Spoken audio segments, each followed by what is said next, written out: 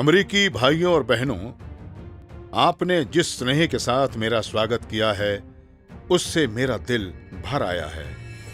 मैं दुनिया की सबसे पुरानी संत परंपरा और सभी धर्मों की जननी की तरफ से धन्यवाद देता हूं। सभी जातियों और संप्रदायों के लाखों करोड़ों हिंदुओं की तरफ से आपका आभार व्यक्त करता हूं। मैं इस मंच पर बोलने वाले कुछ वक्ताओं का भी धन्यवाद करना चाहता हूं, जिन्होंने ये जाहिर किया कि दुनिया में सहिष्णुता का विचार पूरब के देशों से फैला है। मुझे गर्व है कि मैं उस धर्म से हूं जिसने दुनिया को सहिष्णुता और सार्वभौमिक स्वीकृति का पाठ पढ़ाया है। मुझे गर्व है कि मैं उस धर्म से हूं जिसने दुनिया को सहिष्णुता और सार्वभौमिक स्वीकृति का पाठ पढ़ाया है। हम सिर्फ सार्वभौमिक सहिष्णुता पर ही विश्वास नहीं करते, बल्कि हम सभी धर्मों को सच के रूप में स्वीकार करते हैं।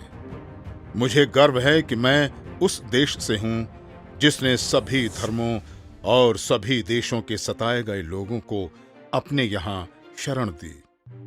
मुझे गर्व है कि हमने अपने दिल में इज़राइल की वो पवित्र यादें संजो रखी हैं जिनमें उनके धर्म स्थलों को रोमन हमलावरों ने तहस नहस कर दिया था और फिर उन्होंने दक्षिण भारत में शरण ली।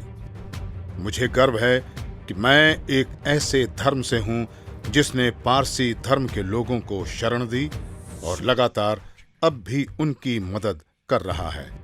मैं इस मौके पर वो श्लोक सुनाना चाहता हूं जो मैंने बचपन से याद किया और जिसे रोज करोड़ों लोग दोहराते हैं।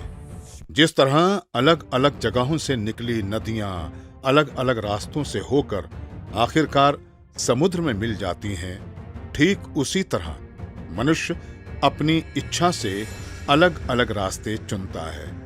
ये रास्ते देखने में भले ही अलग अलग लगते हैं, किंतु ये सब ईश्वर तक ही जाते हैं। मौजूदा सम्मेलन, जो कि आज तक की सबसे पवित्र सभाओं में से है, वो अपने आप में गीता में कहे गए ये उपदेश इसका प्रमाण है। जो भी मुझ तक आता है, चाहे कैसा भी हो, मैं उस तक पहुंचता हूं। लोग अलग अलग रास्ते चुनते हैं, परेशानियां झेलते हैं, लेकिन आखिर में मुझ तक पहुंचते हैं। सांप्रदायिकता, कट्टरता और इसके भयानक वंशजों के धार्मिक हठ ने लंबे समय से इस खूबसूरत धरती को जकड़ रखा है।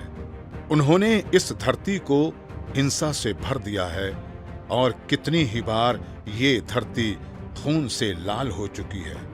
न जाने कितनी सभ्यताएं तबाह हुईं और कितने देश मिटा दिए गए। यदि ये खौफनाक राक्षस नहीं होते तो मानव समाज कहीं ज्यादा बेहतर होता, जितना कि अभी है। लेकिन उनका वक्त अब पूरा हो चुका है।